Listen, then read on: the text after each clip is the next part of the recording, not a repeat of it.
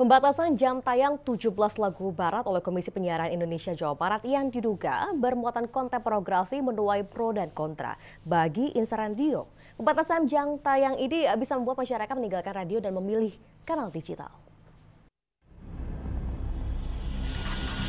KPI Penyiaran Indonesia Jawa Barat belum lama ini melayangkan surat edaran membatasi penayangan 17 lagu barat yang liriknya bermuatan konten pornografi. KPI meminta agar belasan lagu tersebut hanya ditayangkan pada pukul 22 hingga pukul 3 dini hari. Pembatasan jam tayang lagu ini menuai pro dan kontra dari masyarakat. Meski banyak yang menolak, namun tidak sedikit warga Kota Bandung yang setuju dengan apa yang dilakukan KPI. Lebih kalau misalnya kemarin karena dalam tanda kutip dianggap lagu itu mengandung lirik-lirik yang dewasa dan juga tidak tepat untuk anak-anak, ya mengapa tidak melakukan edukasi kepada ya misalnya anak usia remaja, SMA, kuliah untuk lebih mengetahui bagaimana berperilaku yang baik, dan karena itu kan dari karena dengan mendengar lagu kecenderungan perilaku tertentu, dan itu menurut saya kurang tepat. Ya karena kalau misalnya dibatasinya medianya cuma radio sama TV, nanti orang-orang malah jadi beralih gitu ke media yang lain. Jadi takutnya radio sama TV jadi kurang peminat. Saya setuju aja, soalnya untuk jam tayang ke malam, soalnya anak-anak udah pada tidur kan, kalau jam 12 malam sampai jam 3 subuh itu. Sedangkan kalau anak-anak biasanya nonton TV dari sore tuh. Biasanya kalau acara video klip itu kan ada unsur-unsur macam-macamnya ya, ada pornografinya, ada segala macamnya lah yang kurang patut untuk ditiru oleh anak-anak. Jadi lebih baik memang jam 12 malam sampai jam 3. Tidak hanya masyarakat yang turut berkomentar, pembatasan penayangan lagu ini juga memancing komentar penyiar radio. Menurut para penyiar, dengan adanya pembatasan penayangan lagu ini, maka radio akan semakin ditinggalkan oleh masyarakat, mengingat musik terupdate lebih sering diminati di prime time.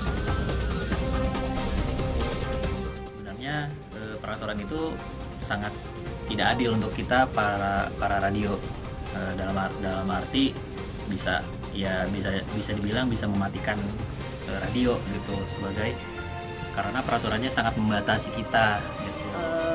Head to headnya radio itu sebenarnya bukan dengan radio lain, tapi kalau zaman sekarang ya sudah dengan hal-hal yang berbau digital. Ketika orang bisa menemukan lagu baru lewat digital dan kita belum bisa memutarkan, itu jadi sebuah permasalahan. Gimana kalau orang suka sama satu lagu yang memang kontennya agak kurang baik, lalu orang tersebut bisa mendengarkannya lewat digital semudah itu, dan dari radio tidak boleh, ya orang akan semakin meninggalkan radio. Para penyiar ini juga menyesalkan kebijakan yang diambil oleh KPI Jabar tidak melibatkan pihak radio dalam rapat dan sosialisasi. Seperti diketahui, KPI Jawa Barat membatasi penayangan 17 lagu barat dari hasil kajian dan rapat pleno. Dari Bandung, Billy Maulana Fingran, iNews melaporkan.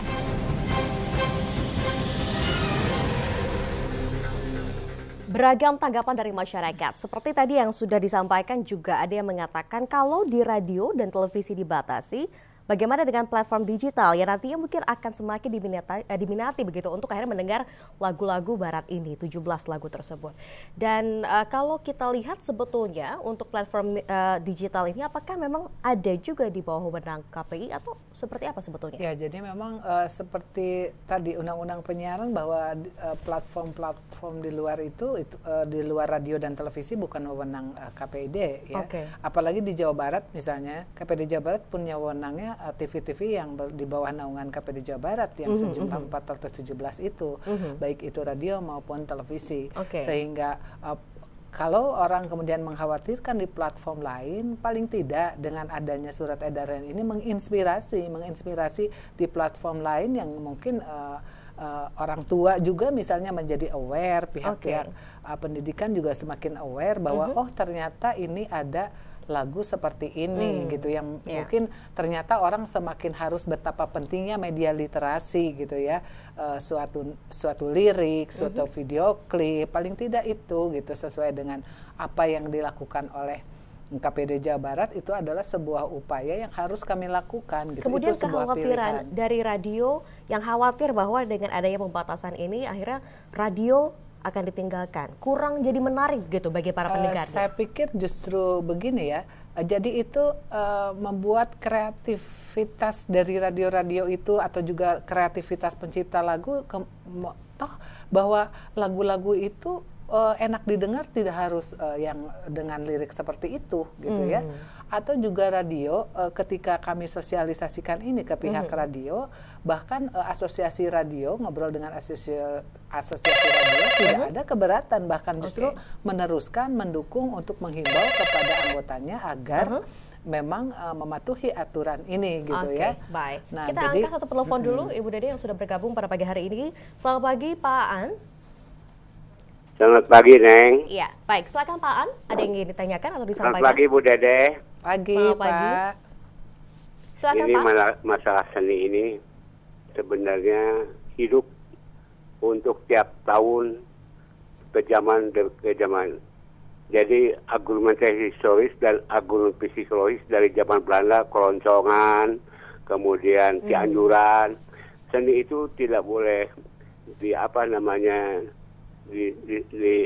dianulir ya, nggak boleh stop. Karena seni itu menggambar keindahan. Nah, kalau anak-anak yang umurnya masih anak-anaknya tidak tahu bahasa Inggris, itu yang enaknya iramanya seperti rock and roll gitu ya. Itu iramanya enak gitu kan, dangdut gitu. Nah, sekarang saya tanya ini sama Ibu Dede, wartawan itu punya dewan pers, kemudian tiap-tiap grupnya itu ada penasehat wartawan. Nah, KPI ini apa punya anggota seperti itu? Apa dipilih oleh radio dan TV? Ini penting karena kalau yang salah itu kan bisa artinya ditegur atau dikurangnya. Itulah sebabnya. Saya kira soal pornografi, porno aksi itu kalau anak-anak kecil mah tidak tahu mana, hanya irama musiknya yang enak. Sekian, terima kasih. Oke, baik. Terima kasih Pak Ang sudah bergabung melalui sambungan telepon di 022-200-4774. Mungkin Bu Dede ingin menanggapi, silakan. Betul, kalau anak-anak tidak paham gitu. Walaupun kenyataannya anak-anak SD sekarang sudah pada pintar bahasa Inggris ya. Kemudian juga orang tuanya yang justru nanti itu kan menjadi aware orang tua itu kepada anak-anaknya bahwa ternyata ada bisa juga bahwa ada sebuah lagu itu kontennya negatif. Ini kan pembelajaran juga buat orang tuanya. Betul bahwa misalnya apalagi kalau itu berbahasa Indonesia seperti tahun 2016, kalau mungkin saya sebutkan di sini nggak enak lah ya karena nadanya sangat vulgar banget. Nah, diibaratkan seperti itu gitu ya.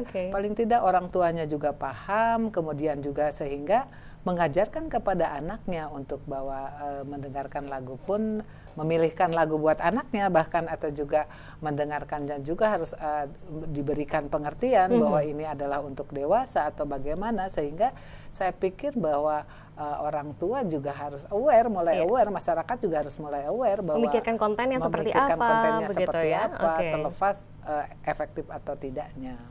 Kita ke Pak Buki. Kita tahu musik adalah bahasa universal begitu ya, yang digunakan mungkin bahkan dengan berbagai bahasa. Kalau nadanya enak didengar, semua orang pasti akan suka begitu. Seperti tadi disampaikan Pak Aan, sebetulnya anak-anak mungkin tidak tahu juga artinya karena enak saja didengar musiknya. Nah, menurut Pak Buki sebetulnya melihat kondisi seperti ini, zaman semakin maju, apa yang perlu dilakukan oleh para musisi kita atau mungkin juga nanti bisa didengar oleh musisi internasional begitu, agar bisa menyajikan sesuatu yang baik, tidak akhirnya dibatasi seperti ini karena mungkin kandungan kontennya. Silakan. Begini ya, di Amerika sendiri pernah ada semacam apa ya, Parent Music Resource Center gitu kalau nggak salah namanya ya. Jadi itu para orang tua yang mengkhawatirkan dampak-dampak negatif dari musik gitu ya. Tapi bukan dari karir musiknya, bukan dari jenis musiknya, tetapi dari konten liriknya. Konten liriknya gitu, karena terutama musik rock gitu ya, gitu muatannya itu misalnya ada yang disebut satanism, ada yang mengajak untuk menggunakan drugs, seks bebas dan lain sebagainya. Nah, ini yang dikhawatirkan oleh para orang tua. Itu begitu situasi ya, dimanapun orang tua pasti adalah perasaan khawatir seperti itu. Betul. Tapi yang ditolak bukan karirnya, bukan karir musik, iya kan? Tapi sampai ke Indonesia beritanya bahwa musik itu jelek aja kan gitu kan. Identik dengan rock, identik dengan kebebasan seks, gitu kan. Dan kehidupan-kehidupan yang nyeleneh lainnya kan gitu. Padahal yang ditolak oleh para orang tua di Amerika itu bukan musiknya, tetapi lirik-lirik yang seringkali mengandung unsur-unsur negatif, ajakan-ajakan negatif. Saya kira kan begini ya. Kita juga harus bijaksana lah gitu. Atas nama kebebasan ya berekspresi ya, saya setuju gitu kan. Terus bahwa kita berhadapan dengan wilayah namanya industri ya, dengan segala perkembangannya digital dan sebagainya. Itu ada kebebasan kita menerima informasi tanpa sekat gitu ya. Jadi ruang dan waktu juga sudah dilipat gitu ya. Jadi apa yang terjadi di barat sudah langsung bisa kita terima sekarang juga. Nah, tetapi kan persoalan ini seperti masalah pedagang kaki lima gitu ya, yang dari awal tidak jadi perhatian pemerintah ya.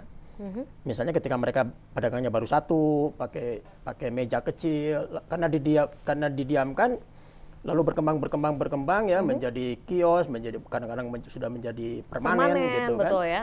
Nah, ketika akan dibereskan oleh pemerintah menjadi masalah sosial, ada demo, ada apa segala macam. Saya kira gambarnya sama aja gitu. Kita kan berbangga-bangga bahwa kita ini negara yang memiliki nilai-nilai kultural, nilai agama, norma, macam-macam gitu kan. Dan itu memang harus menyekat pikiran-pikiran liar manusia gitu. Ya kan gitu. Sama kan, pikiran liar manusia itu ingin seks bebas, tapi kan norma aturan sebetulnya menyekat itu. Itu yang disebut peradaban. Kita mau beradab atau tidak. Nah, sekarang Indonesia, kalau memang identitas kita mau dipertahankan bahwa kita adalah negara yang memiliki moral tinggi, saya kira aturan-aturan ini yang tegas aja kalau saya gitu kan. Ibu nggak usah ragu bahwa ada yang keberatan, saya kira pasti. Pasti. Pro dan kontra itu pasti. Jadi pilihan. Silakan kalau Anda mau bebas, masih ada salurannya. Anda bisa download YouTube, bisa, ya kan? Itu karena memang kita tidak bisa memfilter itu misalnya kan gitu. Tidak itu bisa 100% ranahnya, dibatasi walaupun masih begitu bisa. ya. Kita kan punya Kementerian Informasi, Info ya. Nah, persoalannya pemerintah hadir nggak gitu. Kalau memang mau hadir menjaga gitu, sebagai penjaga gawang ya, saya kira ya harus berperan. Ibu Dede ini menurut saya ya, dia penjaga gawang di tengah-tengah gempuran cara berpikir kita yang sudah lebih merdeka lah gitu kan, karena gempuran-gempuran globalisasi, perkembangan industri dan sebagainya.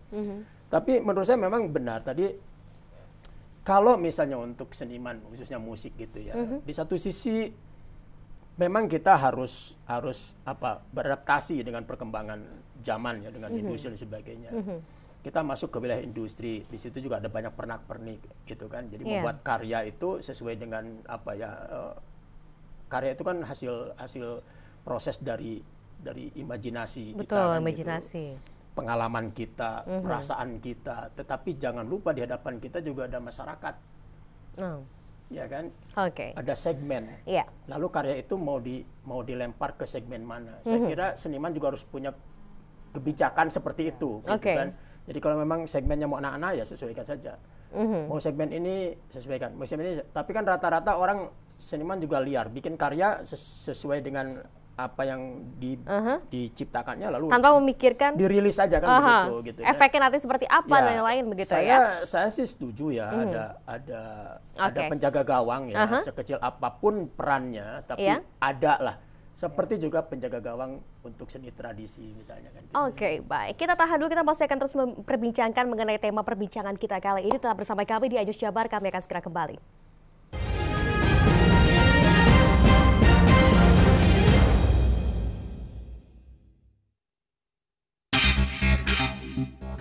Tapi saya tidak suka latihan tanpa bola.